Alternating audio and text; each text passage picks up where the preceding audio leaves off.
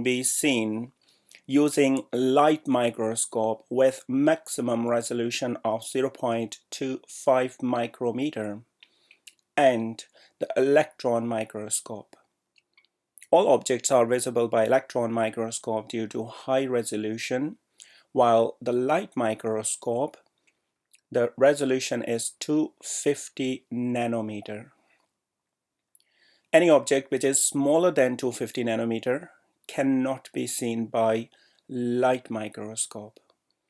If this minimum standard is not given there in the question, so we can use 200 nanometer.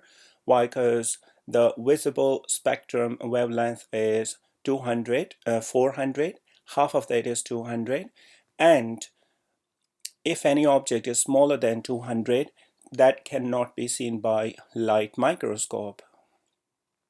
So that's all the standard, and here the word and is more important. So if an object is more than 200, so it is visible by electron microscope and light microscope, so that will be tick for that. If any object is less than 200 or 250 nanometer, so there will be cross for that object, so we shall proceed for answer. For example, a typical virus with a size of 20 to 150 nanometer. So it is cross. Why? Because it can only be seen by light microscope.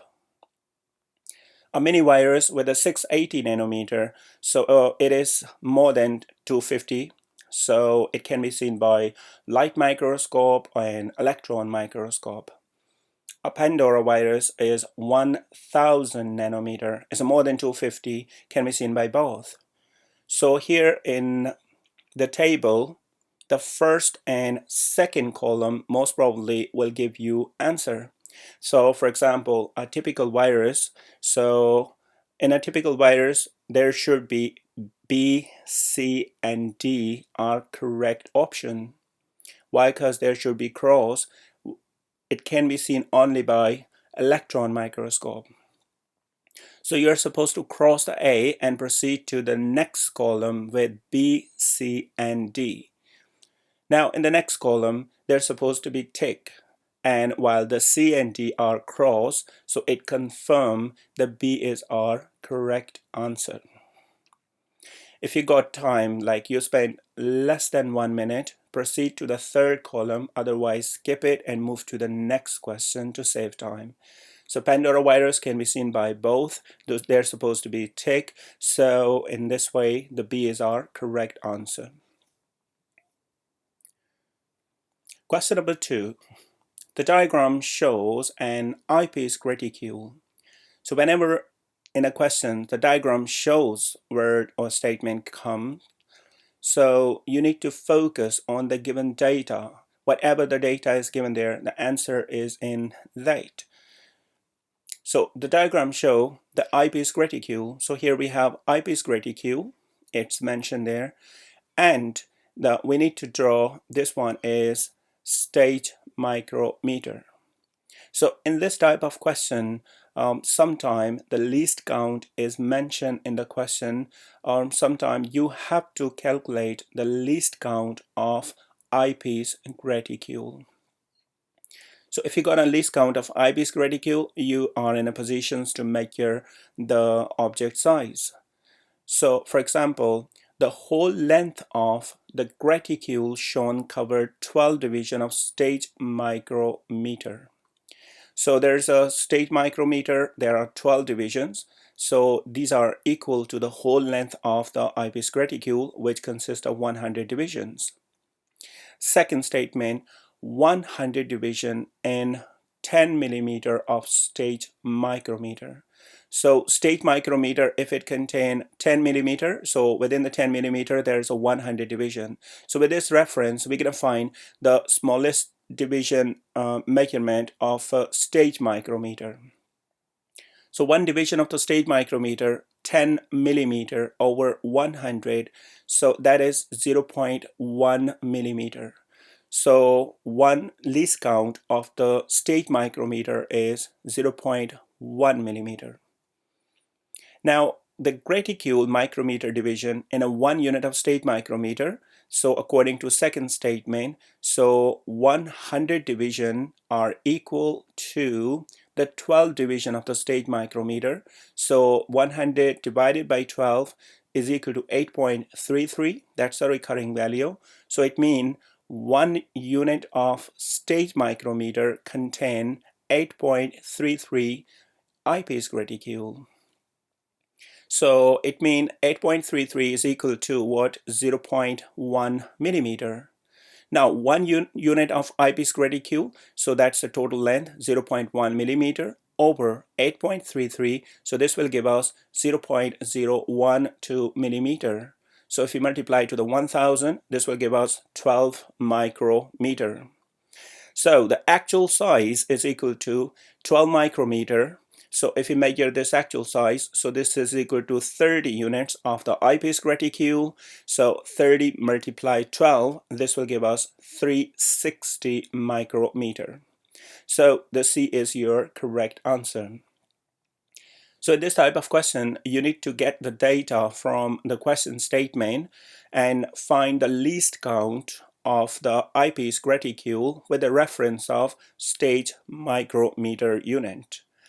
So here the B is our correct, the C is our correct answer. So you can get this calculation by any other way of different mathematical calculations, but the main way is you need to find the least count of the eyepiece graticule.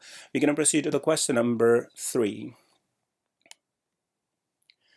The Tay-Sachs disease results in build-up of lipid in the cell. So if there's any statement or any type of concept which is not directly included in our syllabus, examiner will explain in the question. Which cell structure does not function correctly in this disease? So it's basically a hexosaminidase enzyme, and that's present in a lysosome, which is related with the breakdown of ganglioside fatty acid. So if these fatty substances accumulate in the nerve cell, so this will create problem in a normal working of the central nervous system. So that's why the Tay-Sachs disease produces when the lysosomes are not working properly. So here the lysosome's function is to break down the fatty substance. So the Golgi body, its function is to process protein. That's why that's not the correct option. So lysosome contain hydrolytic enzyme to digest an extra lipid. So that is our correct answer. Mitochondria provide energy to the body. So that's why it's not correct option. Smooth endoplasmic reticulum produce lipid and cholesterol based hormone. So it is not the answer. Question number 4. Which animal cell would like most extensive Golgi bodies? Now the function of the Golgi body in the cell is to process the protein, and which protein will release out of the cell or either use within the cell. So the all secretory cells, which are producing some kind of the secretions in the form of protein, they contain an extensive network or extensive bodies of the Golgi bodies, which are stacks of flattened membrane. So ciliated epithelium cell, it sweep mucus in breathing trach, so that's why it's not answer. Goblet cell, they secrete mucin protein. They're making mucin protein and they secrete mucus in a breathing trach or in the digestive system or the reproductive trach. So these goblet cells are responsible. So that's why they contain high Golgi bodies. While the red blood cell, they transport oxygen and carbon dioxide. So they transport oxygen plus carbon dioxide. So that's why it is not related with smooth muscle cell involved in the contractions and relaxations. So that's why like peristalsis movement or ejaculations of the sperm, so these smooth muscle cell are responsible for that. So that's why it is not related to secretions. So the B is our correct answer. The diagram shows the 3 circle 1, 3, 5 and the shared structure 2 and 4. So in this type of questions like Venn diagram, so the shared part 2 and 4 will give you the answer. So here you're supposed to focus on the column 2 and 4 and find the similarity in circle 1 and 3. For example, the circular DNA, which is present in chloroplast and mitochondria. So yes, the circular DNA is present in chloroplast, mitochondria, and prokaryotic cell. While 80 Swedberg ribosome, so that is a larger ribosome, it is present in a cytoplasm of eukaryotic cell, not prokaryotic cell. So that's why it's a wrong option. So similar type of concept is wrong in a B. You can see the 80 Swedberg ribosomes are not present in mitochondria or in chloroplast. It is wrong. And in the D, the same option is wrong. So to save the time, whenever the first option is wrong, so then you can make your mind similar type of concept will be present in the second, third, and fourth, the second and third wrong option. So the correct option is circular DNA is present in prokaryotic and mitochondria while in prokaryotes. So circular DNA is present in prokaryotes and mitochondria, and circular DNA is present in mitochondria and chloroplast. So that's why the C is our correct options. So according to endosymbiote theory, so the modern mitochondria and chloroplast, they originated from the ancient bacteria. So that's why they contain 70 Swedberg of ribosomes and circular DNA. So here we have question number 6. Which row about the genetic material in animal cell and prokaryotic cell is correct? So here you're supposed to move to the column first and then confirm this answer to the column 2. So animal cell contain linear DNA. So this linear DNA is the double-stranded, so that's supposed to be correct. So that's supposed to be tick, and A, B, C is your correct option, and while the D is wrong. So in the next column you will proceed with A, B, and C. The prokaryotic genetic material is surrounded by the double membrane, so it is wrong. Pro mean before and karyon mean nucleus.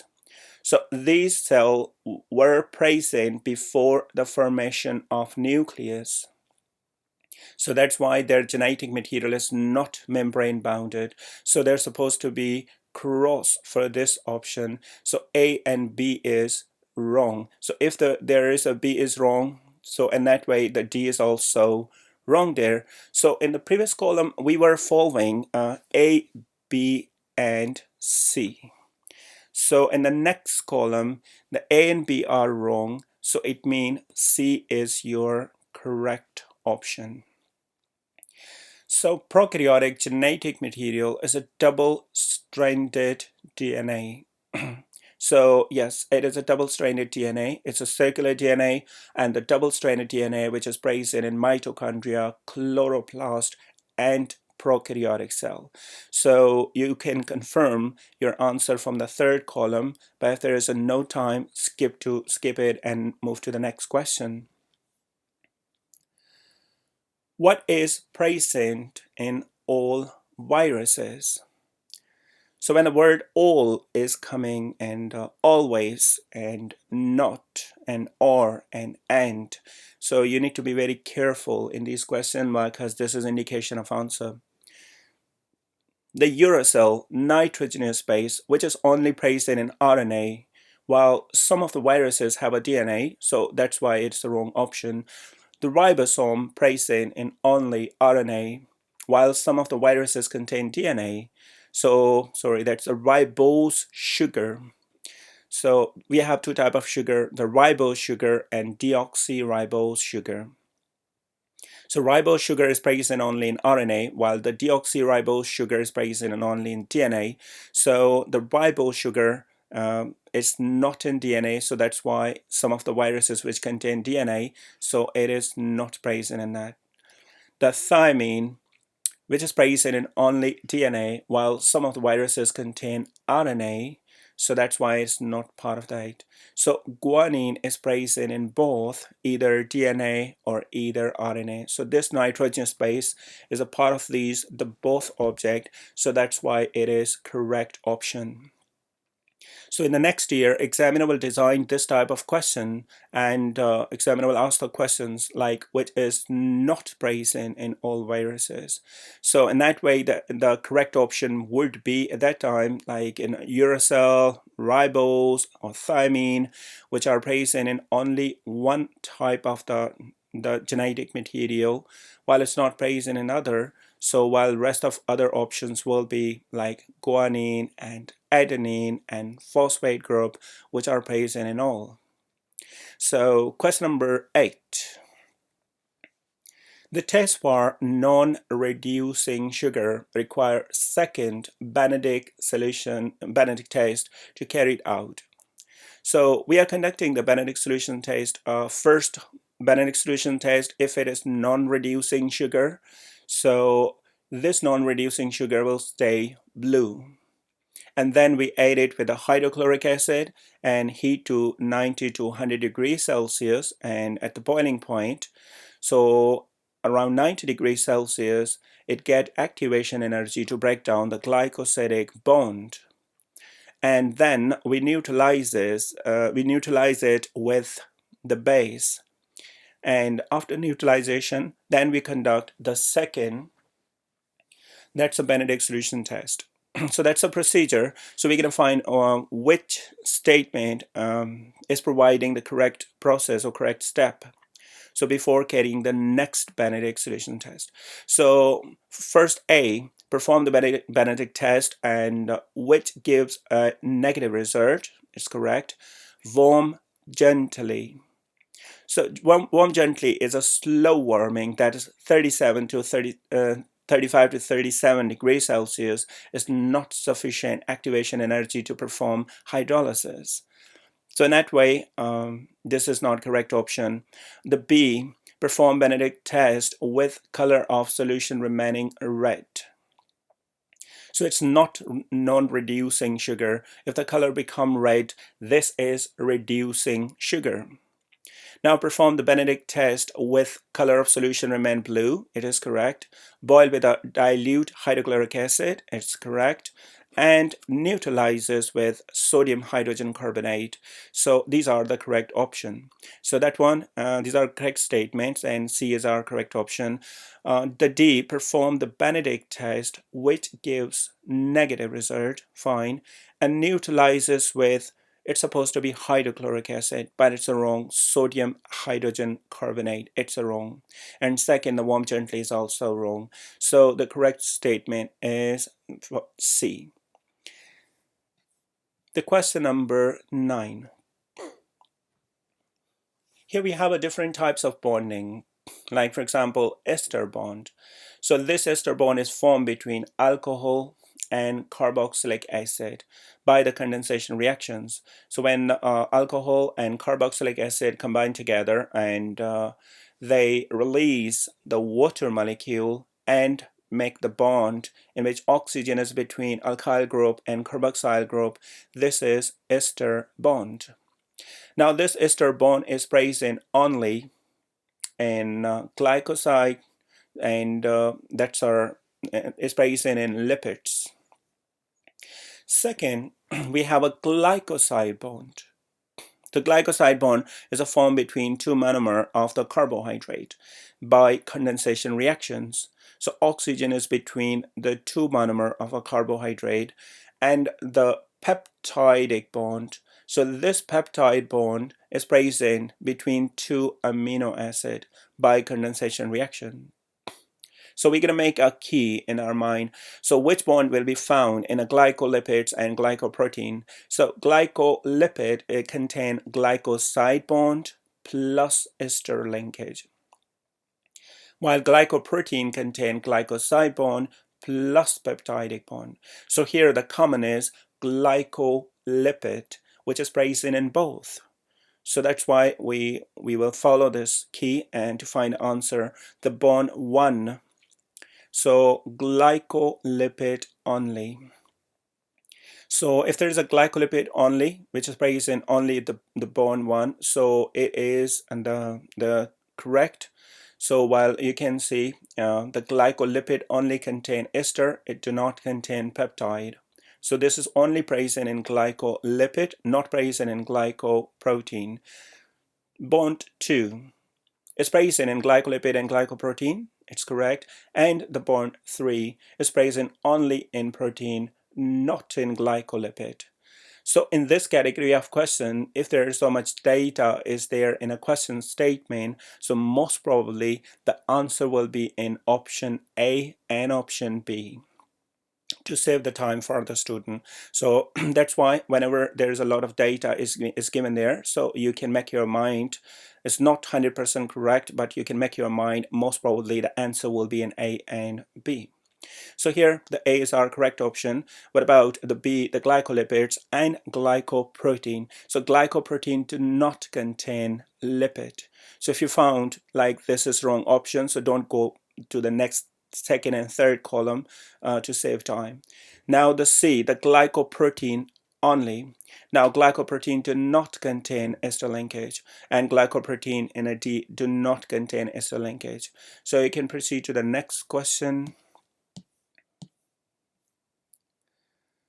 Which molecules would be found in an oil that's in liquid form more than in a fat which is in solid form? So the liquid contain double bond, which is unsaturated fatty acid, while the solid fat contain only single bond in fatty acid chain, so which is saturated in form. For example, the option 1 is a saturated fatty acid. Why? Because it contains single bond in a fatty acid. Number 2 is which contain mono unsaturated. Why? It contains one single bond. And number 3, it is saturated fatty acid. Why? Because there is no double bond. While number 4, there are 3 double bond are present. This is polyunsaturated fatty acid. So these number 2 and number 4 are present in liquid form in lipid as compared to fats. So our correct option will be 2 and 4.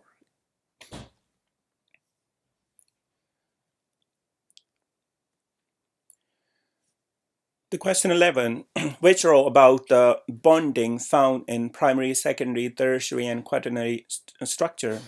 So in this type of question, you need to focus on the knowledge. For example, the primary structure consists of the covalent bond or peptidic bond, which is present between the amino acid. Secondary structure contain hydrogen and covalent bond. And the tertiary structure contain covalent hydrogen, ionic, and hydrophobic interactions. While quaternary structure, there is no difference between tertiary and quaternary structure. Only 2 polypeptide chain are present in quaternary structure. The bonding are same. Now in the first column, the primary structure contain covalent or peptidic bond. All options are correct. In a second column, the covalent bond and hydrogen bond. So the hydrogen is a characteristic, so these are the correct. While in tertiary, the ionic and disulfide only. So word only is wrong here.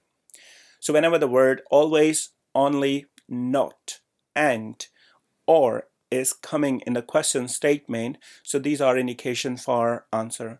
Most probably, if the word only or always is coming again and again, so these two options are wrong, most probably. So you can make your mind, so it will help you to find answer. So here, we're going to proceed to the option. So in a tertiary structure, so hydrogen and ionic bond and hydrophobic interactions. So in a tertiary structure, the A and D are wrong. So you can proceed in a quaternary structure with a B and C.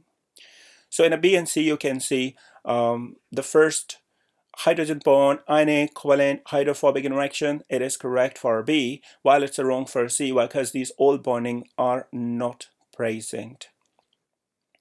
But the technically is kind of the weak question. Here it's supposed to be some other values, like some kind of the wrong options would be present. So there should be a direct indication for the wrong answer. So hydrophobic interaction or covalent, the option is not present in that. So that's why the C is our wrong option. So here the B is our answer. We're going to proceed to the question number 12. The specific heat capacity of the different substance is shown there. The air is 1. The hydrogen gas is 14.3. Water is a 4.2, and water and steam is a 2.1. Which statement is correct for that? The temperature is required to increase the 1 degree Celsius of the unit volume of water or any substance. So that is our specific heat capacity.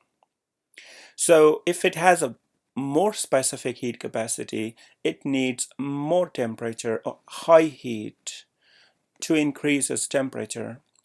So the air is more stable in environment than the water because it's more resistance to change in temperature.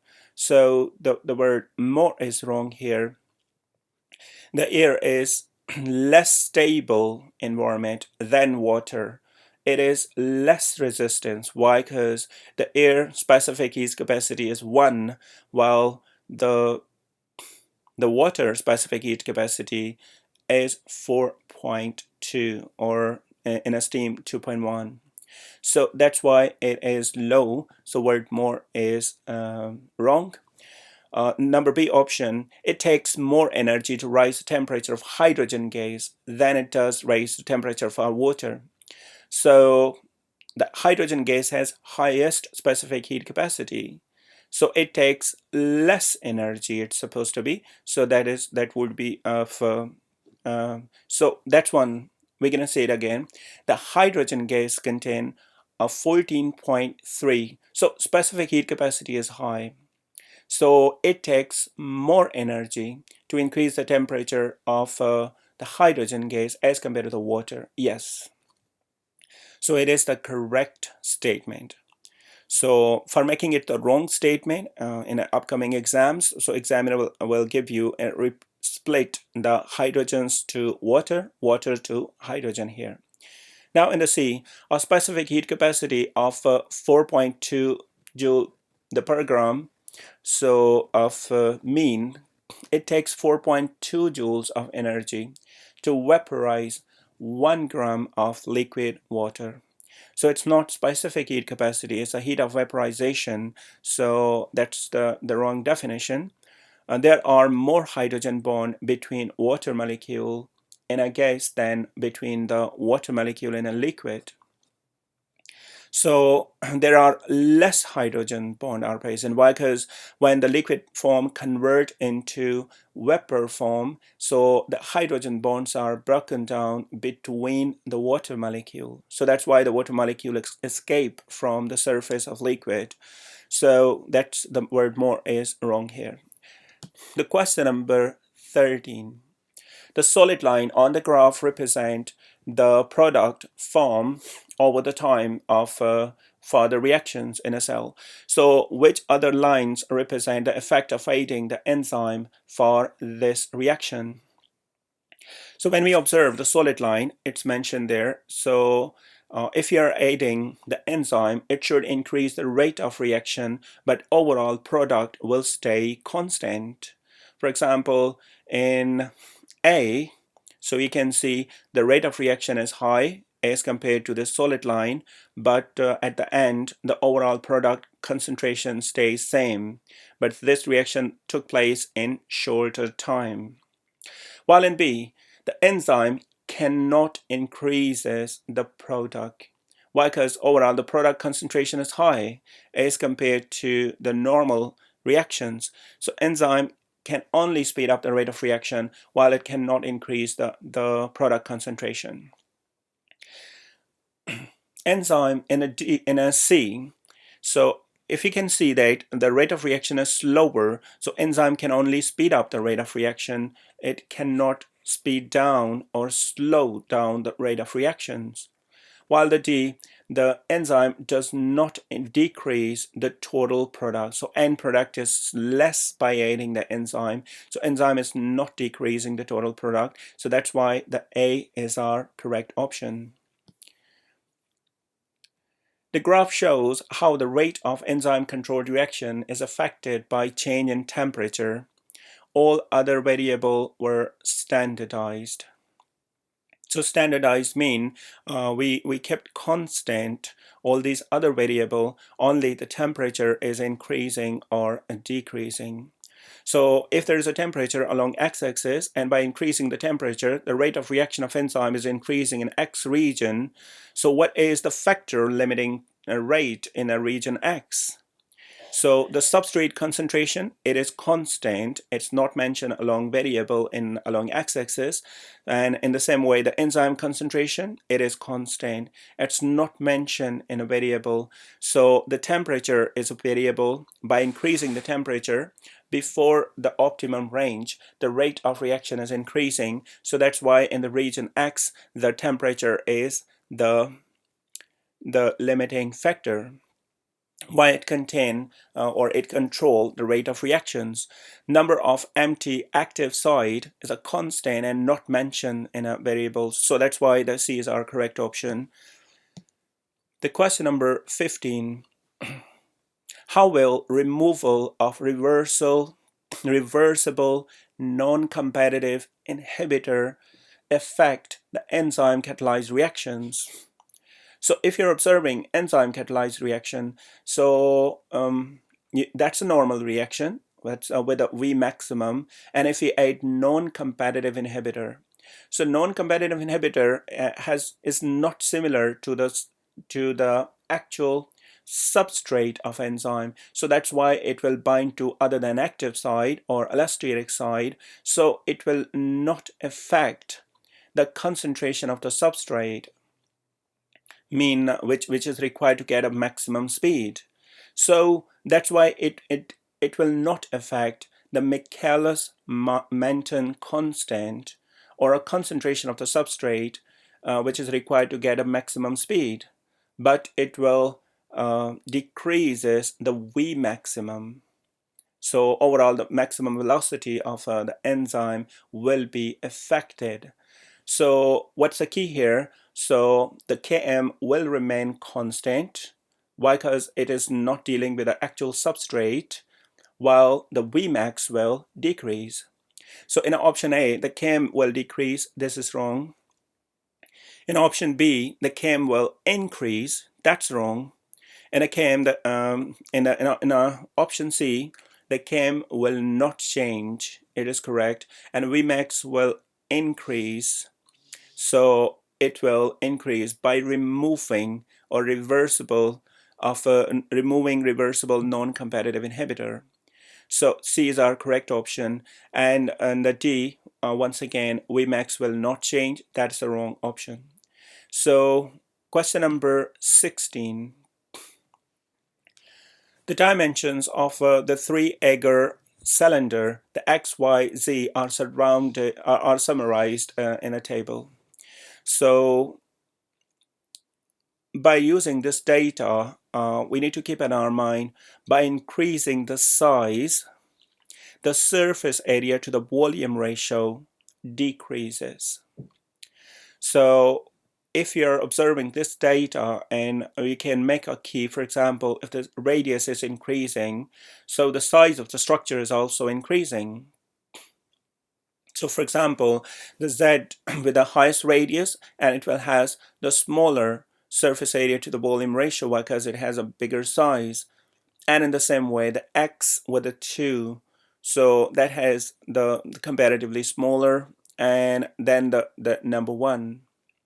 So what is the correct order of the surface area to the volume ratio for the cylinder? So from smallest to largest. So which has largest size, its surface area to the volume ratio will be smaller.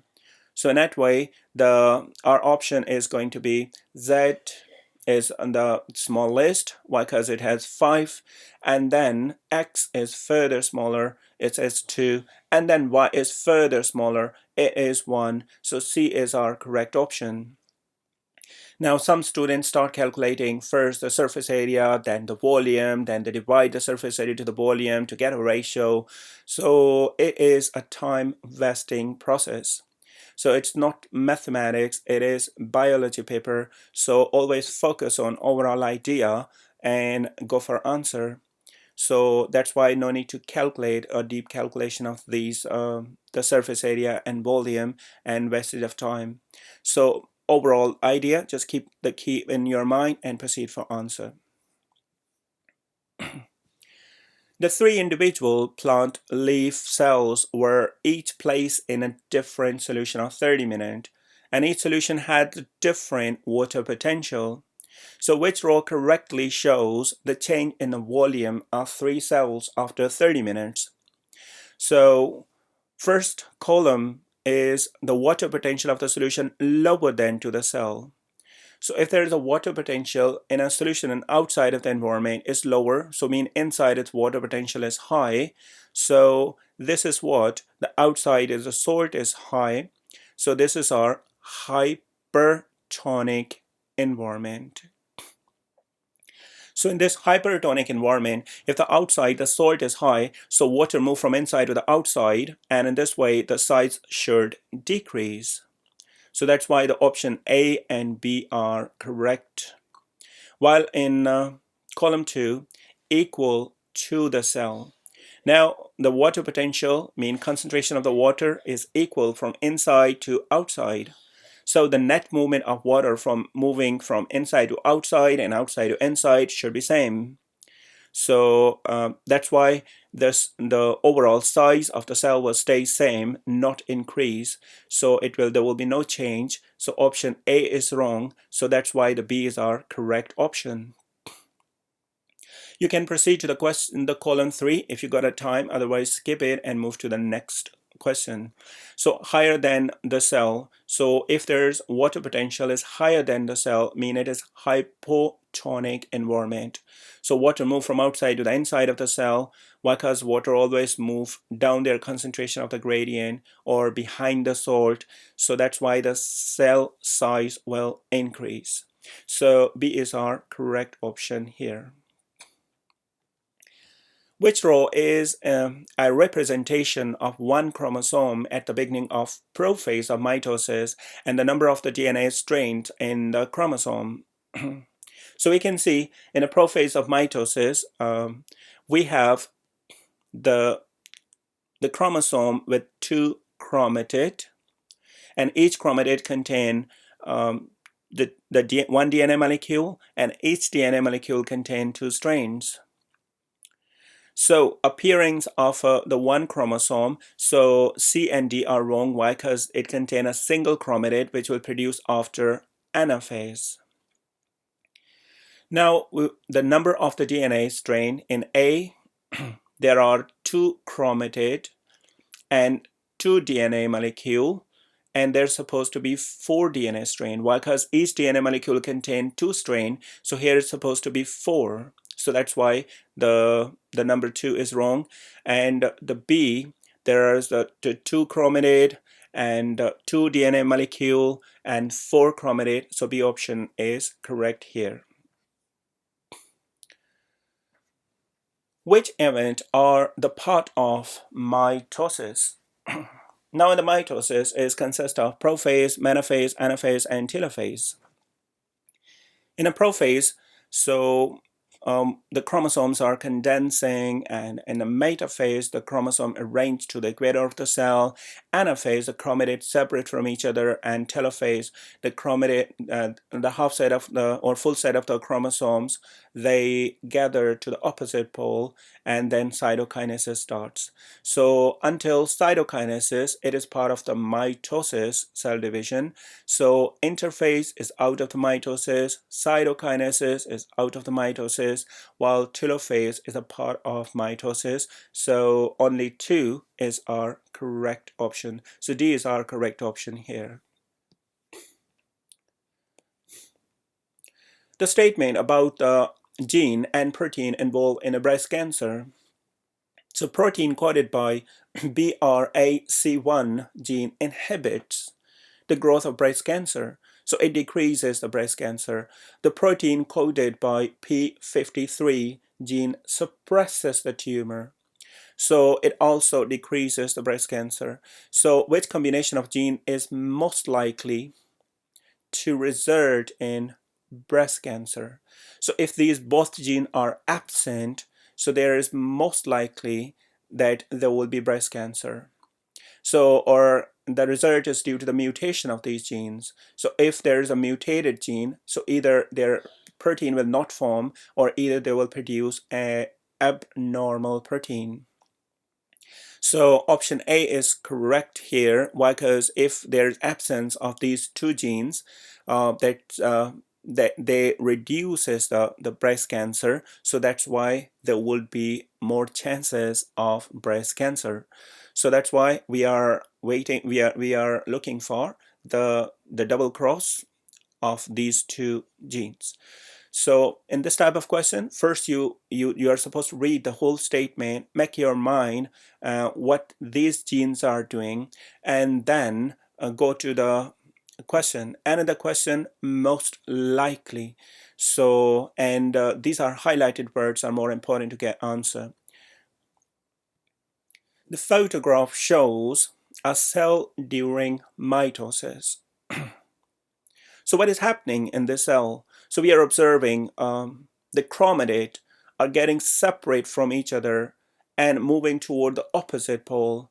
And this movement is by the contractions of the microtubules.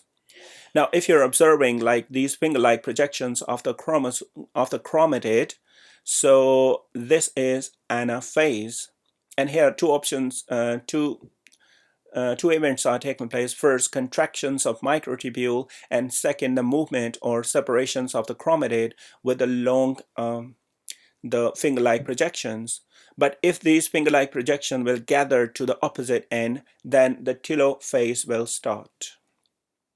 So chromosomes are condensing. This is prophase, it's not anaphase.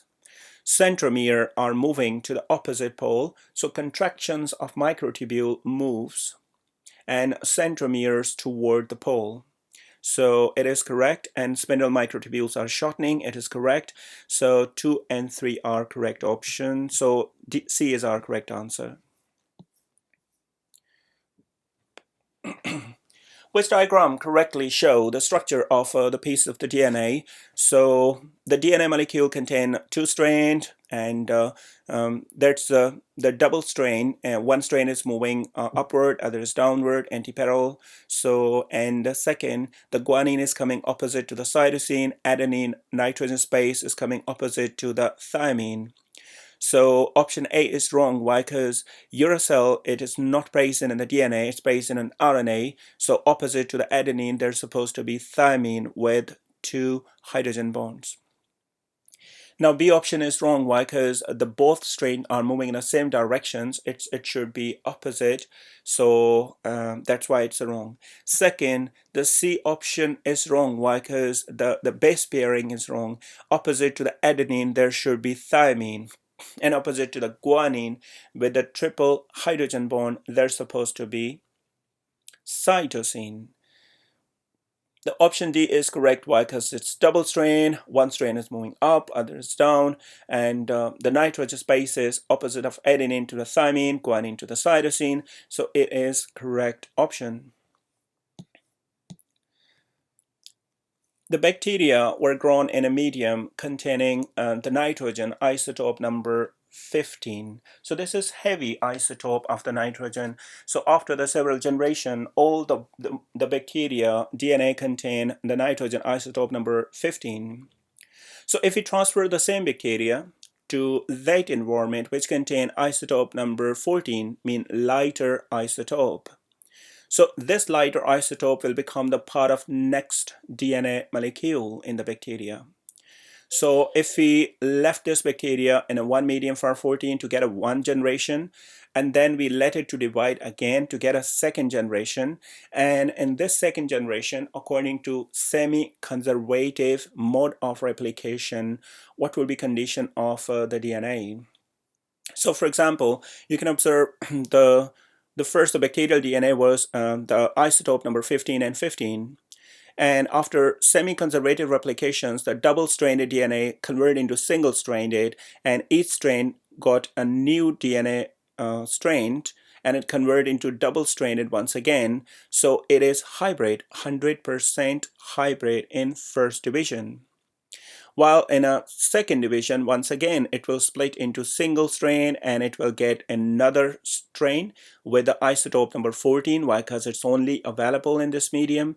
So then the two will be hybrid and two will be light completely. So if there's a question, what is the percentage of the hybrid DNA? So 2 out of 2. So it means the two are light and two are hybrid. It means 50% are hybrid. So B is our correct option here. Which statement correctly describe the process of transcription? So the transcription is what? The making messenger RNA from the DNA is transcription, while producing protein from the messenger RNA is translation.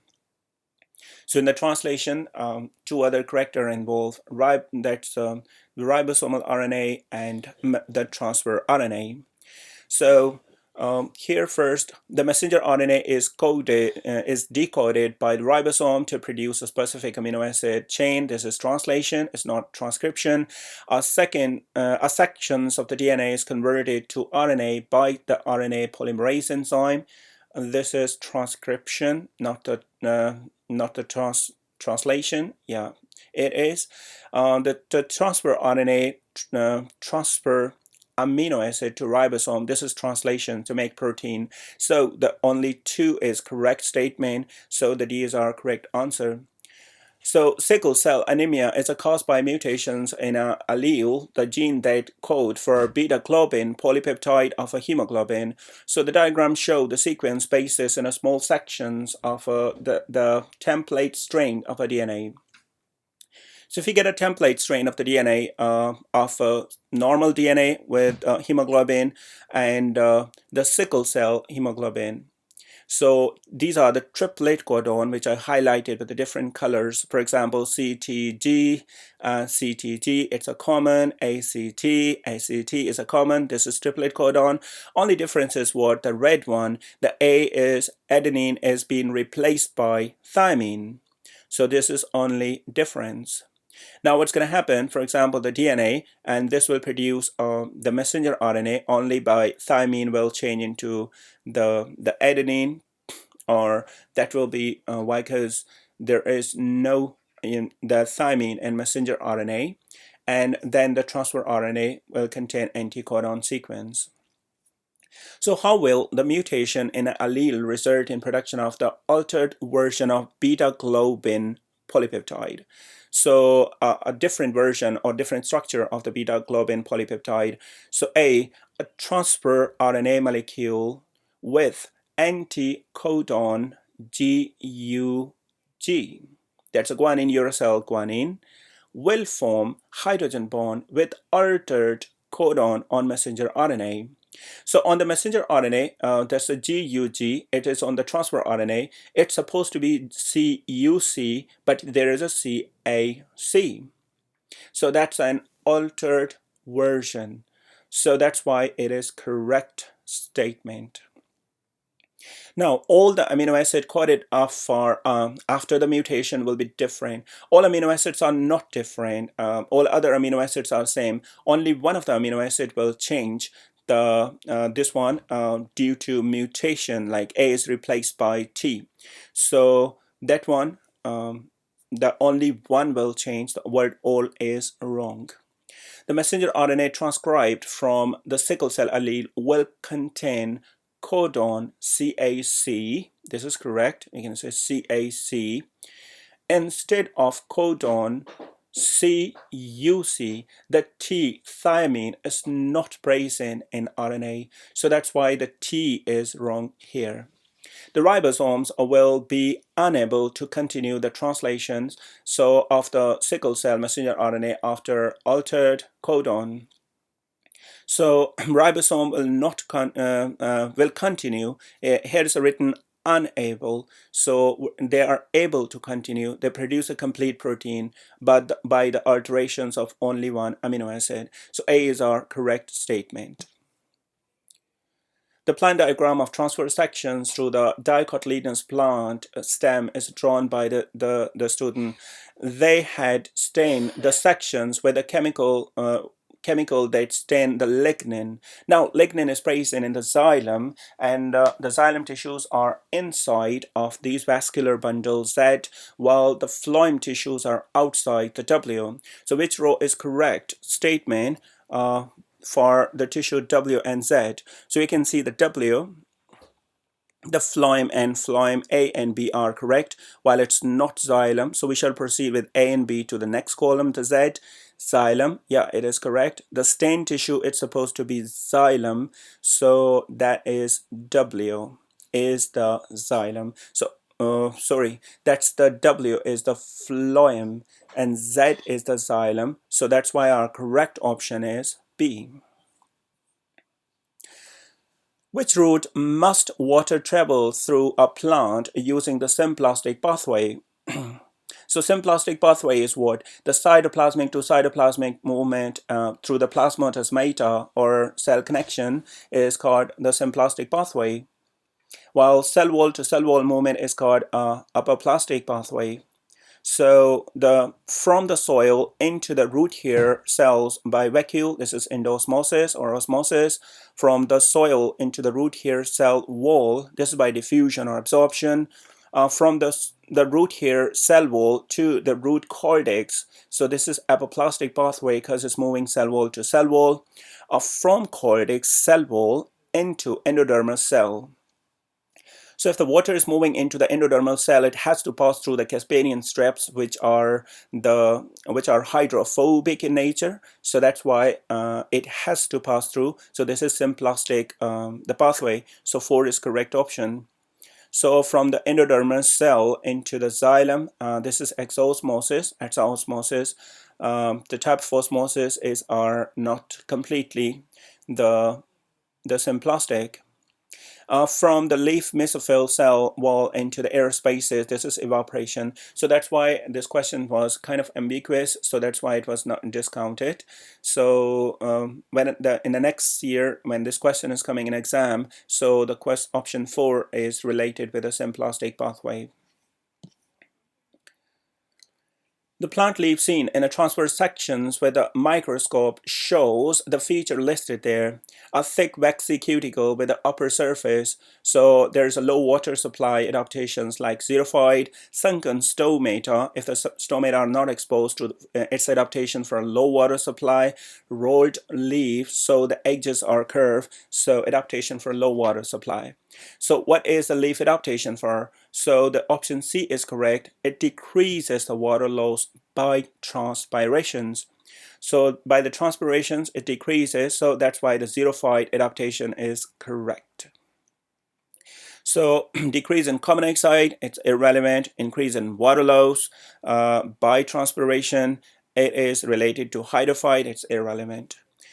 The question number 29. What occurs as the carbohydrate is taken out of the sink into the phloem sieve tube element? So if there is the sink is the region where it is going out. So if it is taken out of the sink, so what is going to happen? So what occurs as the carbohydrate is taken out of a sink into the phloem sieve tube element? So the water potential when first the sucrose transfer into the companion cell and from companion cell to the phloem. So in the phloem, the water potential will decreases. Why? Because the salt potential is increasing. So when the salt potential is increasing, so the water will come from xylem to the phloem to increase its pressure. So when it will come to the phloem to increase its pressure, so in this way, it starts moving from a high pressures to the low pressure. So the water potential in phloem sieve tube element become lower. Why? Because the salt potential is increasing. So C and D are correct option. Then in this response, the water will come from xylem to the phloem. So that's why the volume of liquid in a phloem sieve tube element will increase. Why? Because the water is coming from xylem to phloem. So D is our correct option for that. Which factor affect the blood pressure? So vasoconstriction or vasodilation directly affect the blood pressure. It is correct. The systolic pressure of the heart, so ventricular contractions of the heart will give a high pressure. So it is correct. And the volume of the blood returning to the heart in each cardiac cycle. So if the blood is more concentrated, the water come from tissue into the blood. So that's why there will be high volume is returning to the heart. So this will increase the blood pressure. So all these options are correct. Silicium is a molecule that inhabits the carbonic anhydrase. So if it inhabits the carbonic anhydrase, which effect would silicium has inside of red blood cell in a muscle tissue that is respiring at high rate? So it's basically the silicium molecule that inhabit the carbonic anhydrase. So carbonic anhydrase enzyme is basically combining the carbon dioxide and water, and it producing carbonic acid. So this carbonic anhydrase enzyme is producing carbonic acid. This carbonic acid dissociate by itself and it produce hydrogen ion with the hydrogen carbonate ion. Now hydrogen ion will combine with the hemoglobin and to produce hemoglobinic acid, which will cause to release the oxygen, while hydrogen carbonate ion will go out. So, and the chlorine will go inside of the red blood cell has got chlorine shift to balance the negative charge.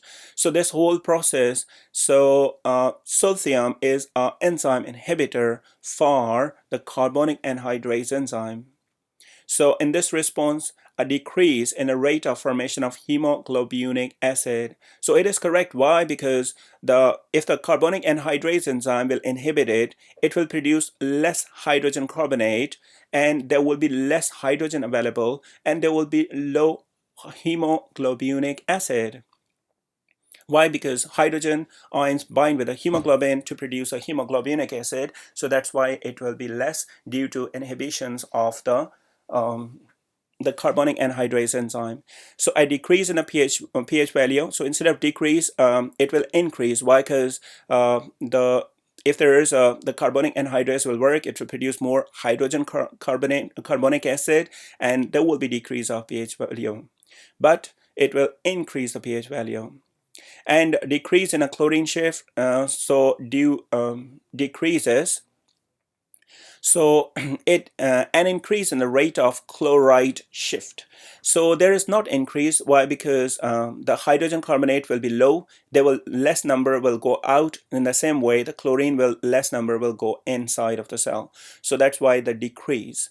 And an increase in dissociation. If there is a less concentration of the carbonic acid, there is a less dissociation. So there will be decrease in dissociation of oxyhemoglobin. So why decrease in dissociation? Why? Because we need hemoglobinic acid, or we need a low pH value to decrease the affinity of oxygen with the hemoglobin. So in this way, there will be decrease in dissociation of the oxyhemoglobin. Why? Because affinity will stay high due to high pH value, low hydrogen ions. The partial pressure of oxygen in the blood vessel is different part of the body affect the percentage saturations of each hemoglobin molecule with oxygen.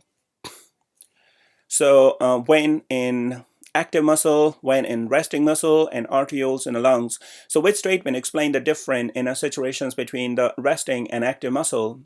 So, and in this way you can see there is a vertical in the part. So this is the Bohr shift.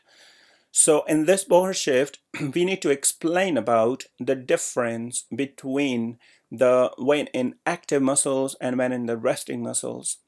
So which statement explains the difference in saturation between resting and active muscle? So in this deeper point, what is happening, the two molecules of oxygen are releasing from the hemoglobin, and it's making the different saturation point. So a small decrease in the partial pressure causes two atoms of oxygen to leave each hemoglobin. So two atoms are not leaving, it is molecule. So these are molecules are leaving. A small decrease in the partial pressure from 4 to 7 kilopascal causes two molecules of oxygen to leave. So, and maximum saturation is 4 molecules in each hemoglobin. If the two molecules will leave, there will be a big difference. So because of oxygen dissociation curve is steeper, so this is our correct option. While loading of oxygen, so here in the question we are talking about the body part. The loading is taking place inside of the lung, while in the body there is unloading of oxygen is taking place. So that's why these two options are wrong. So here B is our correct option in this question. Which statement about the Bohr shift are correct? The Bohr shift is what? The behavior of oxygen. When the oxygen is in the lung, it has high saturation of when the hemoglobin is in the lung, it has high saturation of oxygen. Why? Because due to low carbon dioxide and high pH value, low temperature. So these are the factors which affect the affinity of oxygen with the hemoglobin. So, but when the same hemoglobin reaches to the body muscle, its behaviors change. Its affinity with oxygen decreases due to carbon dioxide, high carbon dioxide, carbonic anhydrase enzyme, carbonic acid, hydrogen ions, low pH value, high temperature. So these are affecting the affinity. So which statement about the Bohr shift are correct? So the shift is accelerated by action of carbonic anhydrase. So if there's a more carbonic anhydrase, there will be more carbonic acid will produce and more dissociation, low pH value, and this will shift the Bohr affinity of hemoglobin toward unloading style. So it will decrease the affinity of oxygen with the hemoglobin. So it's correct statement. A decrease in a blood pH value. So the blood pH value will decrease. A decrease in carbon dioxide concentration will cause more oxygen to bind in hemoglobin. So number 3 is taking place in lungs. So all these statements are correct. Some of the events during the cardiac cycle are listed there. So before answering this question, you should know the information regarding the cardiac cycle. For example, first we have a sinoatrial node, which will give electric supply to the atrial muscles, and in this way the atrial systole, atria will contract, and then atrioventricular node will get the connections from sinoatrial node, and this will give electric supply to the Purkinje tissues, and these Purkinje tissues will give the electric supply to all the muscles in ventricles and then ventricular systole. So according to this statement, number 1 is the left and right atria will contract. And then the number 4, a wave of electrical activity will pass through the atrioventricular node. And then the number 3, so a wave of electrical activity is conducted to Purkinje tissues, and then the right and left ventricle will contract. So B is our correct sequence.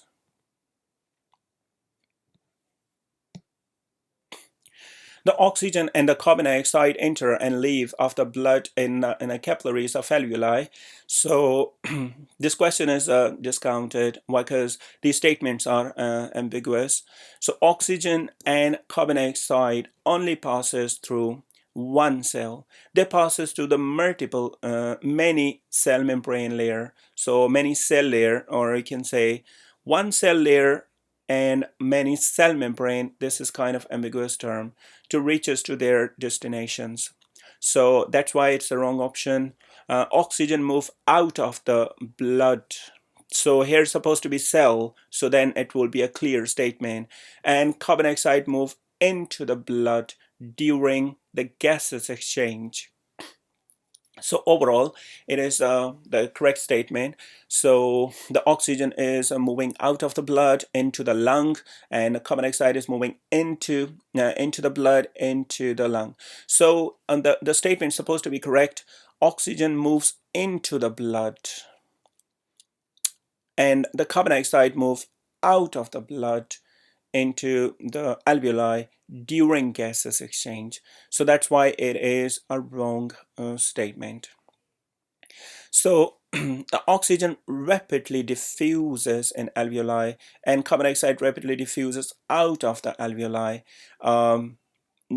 due to large surface area of the alveoli. So this is the oxygen is rapidly diffusing into the alveoli. So it's diffusing out of the alveoli into the blood. So that's why it is the ambiguous statement. The capillaries have lowest blood pressure in body, which allow the blood cells to remain in alveolar capillaries to maximize the gases exchange. So lowest blood pressure is after the capillary is the venule region, while the capillaries contain a certain blood pressure is available. So that's why the word lowest is wrong. So in this way, that's why this question was discounted due to ambiguous terms. So which statement is correct? So regarding the cholera is caused by Vibrio cholera bacteria. So Vibrio cholera is bacteria, so it's not virus. So that's why it's a wrong statement. Mosquitoes are pathogens that cause malaria. So mosquitoes are vector that transmit the pathogen, Plasmodium, not the pathogen. So that's why the mosquito, the pathogen word is wrong here. The Mycobacterium bovis only causes the tuberculosis in a human, while some others word only is wrong. As I said, like the only, always, and or, and not. If these words are coming in a question, so these are indication for answer. So the other strains like Mycobacterium, the bovis, or some others are also there, so which are causing the Mycobacterium tuberculosis is also causing the TB, so that's why it is wrong. Plasmodium vivax is an example of protoc test. So Plasmodium ovale, malaria, Nolsky, these all are causing the malaria. So these are different stains. So it is correct option. The graph shows the changing and inhibit changing the antibiotic resistance of the specific bacteria between 2000 to 2016 in one country. So sample of the bacteria was collected every year from 48 hospitals, and the bacteria was tested to see that the resistance for 5 different antibiotics. So you need to compare the results which are given there on this antibiotic. For example, five different antibiotics were tested. So what can be concluded from the data in the graph? So you need to proceed with a statement to statement to find the correct option. The overuse of ciprofloxacin has caused antibiotic resistance to increase by 20% between 2000 to 2016. 2000 and 2016. So you can observe ciprofloxacin, there might be a 20% increase, but the question is, where is given the overuse of? So this overuse is not given there in the statement. So the graph shows, whenever there is a given, the graph shows, so whatever the information is given there in the graph, you have to answer according to that. What about overuse is not given there. So that's why it is the wrong option. Second, the percentage resistance to 3 of the antibiotic was at peak in 2015.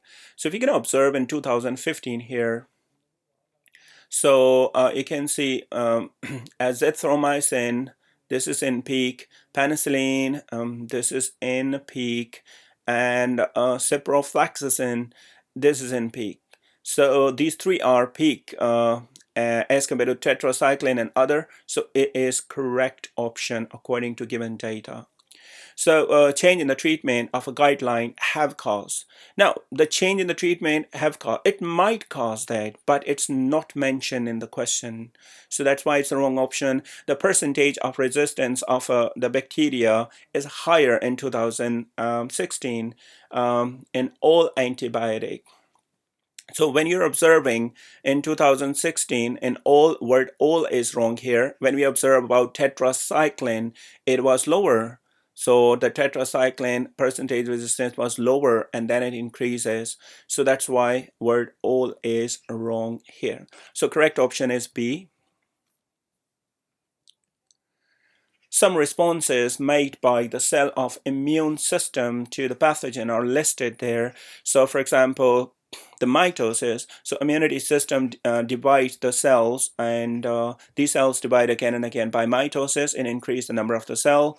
So increase in cell division in response of cytokines, bind to the specific antigen. Yeah, these the antibodies or these cells bind to the specific antigen, produces the memory cell, correct, secrete the antibodies, it's correct.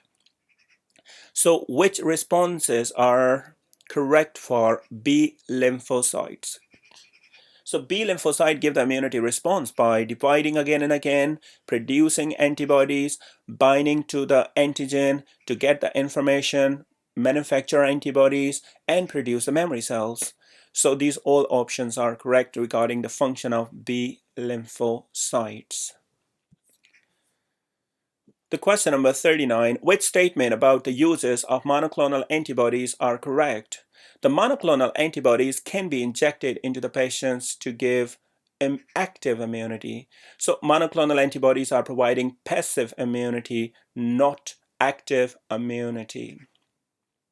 So it is the passive immunity because our body is not producing antibody, it's coming from outside. So monoclonal antibodies can be injected into patient to treat viral infection. So while the monoclonal antibodies are treating against the antigen, which is present on the bacteria or viruses both, so we can treat the virus and bacteria, both diseases, by monoclonal antibodies. Monoclonal antibodies can be used and the diagnostic test for specific pathogen, so it is complementary in a shape to the antigen, so that's why we can use it for the diagnosis purposes as well. So CSR 2 and 3 are correct option here. So which statement explain how the vaccination program can control the spread of infectious diseases in a populations? So how this vaccinations program is controlling? So unvaccinated individuals are less likely to meet a vaccinated individual. So it's not possible in a society. Why? Because there are so many social interactions with the people. People are interacted by business, and they have a blood relationship with each other, and a social relationship. So that's why this non-logical, like unvaccinated people will not less likely to meet with vaccinated people. So unvaccinated individuals are less likely to meet with infected individual. So why? Because if the people will be vaccinated, So they will meet with the infected individual. So infected people might present in the society, but the vaccination program will vaccinate the old people. And in this way, if the old people are vaccinated, like in a coronavirus, everyone is vaccinated. So if someone having the coronavirus, or so, there is not a major difference. Why? Because all are immune. So because the people will be vaccinated. So that's correct statement. So vaccinated individual cannot catch the disease. So that's wrong. Why? Because vaccinated individual maybe they have weak immunity system, may be affected by the different strains of the pathogen. So that's possibility. Vaccinated individual have natural active immunity. So vaccination is basically an artificial process. So this is artificial active immunity. So artificially we are stimulating our immunity system to produce antibodies or memory cells against the specific type of antigen. So that's why it is artificial active immunity. So with this, we have completed the past paper, and hopefully it will be more helpful for you. If you find any discrepancy or any problem in the question in understanding, so you can put in the comments. So I'll try my best to explain the answer further. Thank you. Thank you very much for staying for a longer time. Take care.